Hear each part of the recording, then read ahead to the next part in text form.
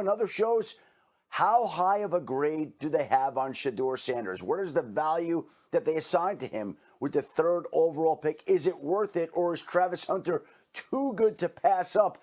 And the more you hear and the longer this goes on, the more it feels like Shedeur Sanders is more unlikely to go at 2 or 3. And we then will have the biggest question on draft night. Where will Shedeur Sanders go?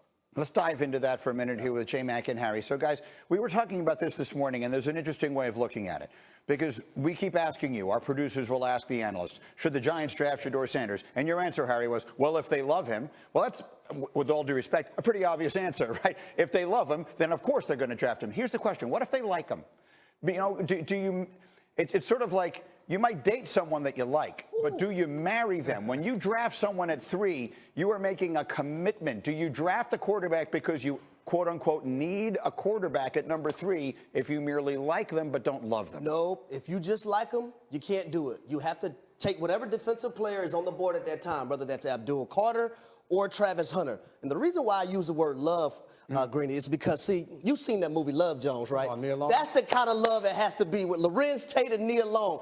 You have to be infatuated. You have to be mesmerized by that player. If you aren't those things, then you better take that defensive player at number 3.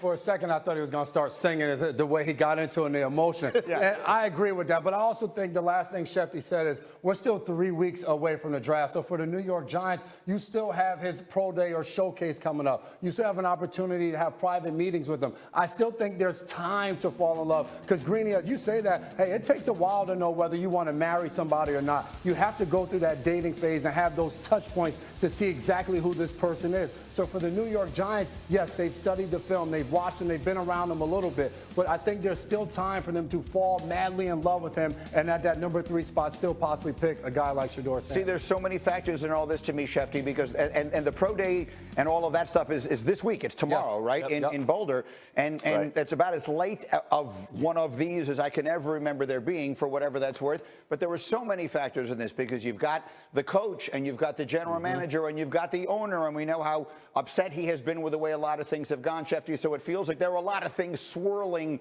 around the Giants at number 3.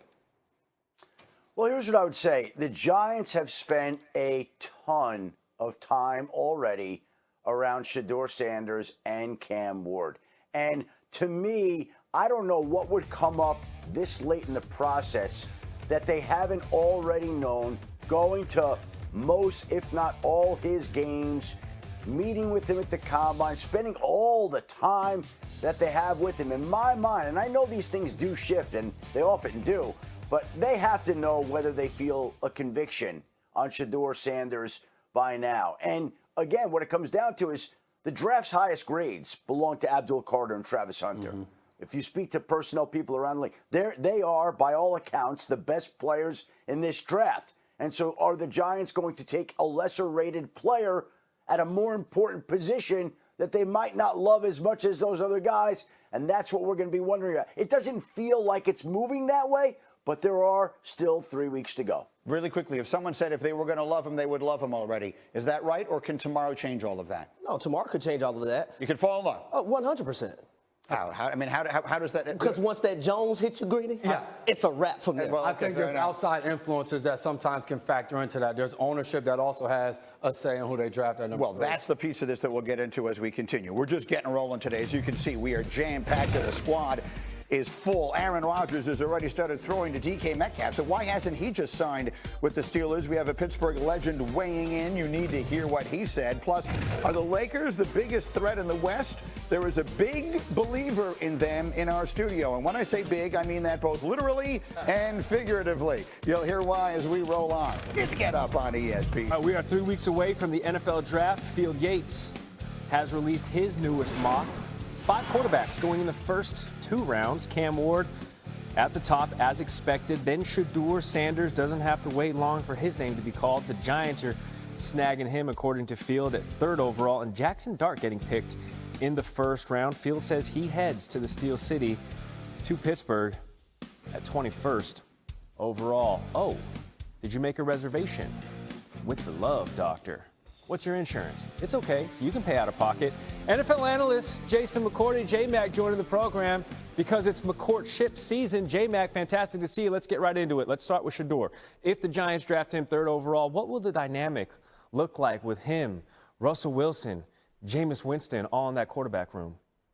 Well, you've seen that story before. That's the girl that feels like she has it all. She has a best friend that she's put in that friend zone, and Jameis Winston, he's good to talk to. He understands his role in the situation. And then you have Russ. That is Mr. Consistent. She knows exactly what she's going to get, and she thinks she's happy right there being with him. But then there's a new kid in school, shows up one day, and Shedeur Sanders, and he has a little bit of that flair, and she starts to look twice and double take, and next thing you know, Russ is in trouble. And I think that is the dynamic in the situation if the Giants choose to select him at that 3rd overall spot. Shedeur will have an opportunity to come in and impress coaches and teammates right away. And although Russ is there and you assume he's going to be the starter, depending upon how far Shedeur can come along, he can maybe take over that spot. Dang, Jameis Winston is the friend-zoned one. He's the one that's a good listener because you know he likes to talk. He hits the word count. All right, let's get to the McCourtship. Things are getting ugly, actually, J-Mac. In Cincinnati, Trey Hendrickson said yesterday that his communication between his camp and the Bengals have been poor over the last few months as he seeks a new deal. How would you describe the situation he's dealing with right now in Cincy? Well, for Trey Hendrickson, he's the person in that relationship that continues to hit him with the "what's up with us? Where are we at?" conversation. Hey, we need to sit down and talk about this because things are getting serious. And the Bengals continue to just give him the runaround, continue to ghost him, continue not to have that communication and say how they honestly feel. They haven't told him that they're seeing other people and they're ready to possibly move on. And he is hanging on by a thread. He's done everything the right way. He's been that consistent boyfriend to them the entire time with the hopes of one day locking it down, but that just hasn't come to fruition just yet. He's checked every single box in the resume that needs to be 31, all of the sacks, team guy, wants to remain in Cincinnati for the foreseeable future. All right, finally here, Jerry Jones said this week, he doesn't think a deal between the team and Micah Parsons is far off. Okay, that's good. What kind of McCourtship advice would you give to Jerry as it relates to extending Micah Parsons? Go ahead and lock it down, man. Stop playing around. Jerry's that one boy that you have that you've been telling him for years. You found the right one. Stay out of these streets. The streets are dangerous. Stop dipping your pinky toe in the streets to see what's still there. Just go ahead and commit yourself long term. Micah Parsons is the real deal. He's been that since he's gotten there. And I think the longer you wait, he starts to call around and you start to see what your friends got going on. Hey, how's your relationship going? What are the things that they're buying you in that home? And now Micah's starting to see, you know what? I deserve a little bit more. Jerry, stop waiting. Go ahead and lock him on down. Jerry, listen, man, drop the zeros, lock up your hero. He's already there in the crib. That's Jason McCourty breaking down the McCourtships this morning on SportsCenter. J-Mac, much appreciated. You don't want to know about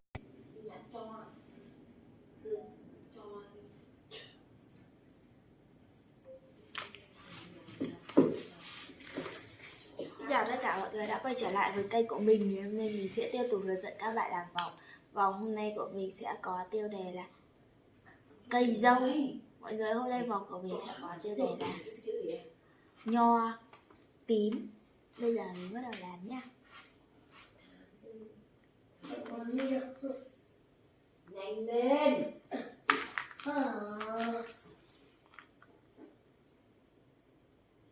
Nhanh lên Văn.